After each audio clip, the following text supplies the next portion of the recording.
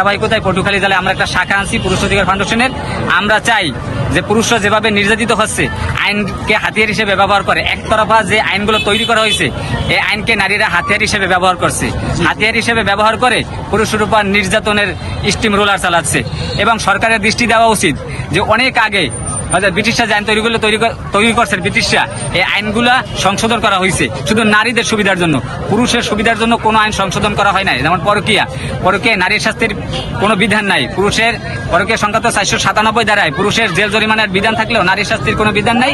অনেকে মনে করেন নারীদের প্রলোভন প্ররোচনা দেওয়া হয়, এই প্রলোভন প্ররোচনার অজুহাত তুলে পুরুষের উপর নারী অপরাধ চাপিয়ে দেওয়া হয়েছে। অথচ বিশ্বের বিভিন্ন দেশে পরকীয়ায় নারীর শাস্তি রয়েছে, পুরুষের শাস্তি রয়েছে। আবার যেসব রাষ্ট্রে পরকীয়ায় নারীদের অপরাধকে বৈধতা দিয়েছে তা নারী পুরুষ উভয়ের জন্য সমান। তা আমরা চাই যে পাকিস্তানে যদি নারীদের শাস্তি থাকতে পারে, ফিলিপাইনে যদি নারীদের শাস্তি থাকতে পারে, চীনে যদি নারীদের শাস্তি থাকতে পারে, মুসলিম রাষ্ট্রগুলো যদি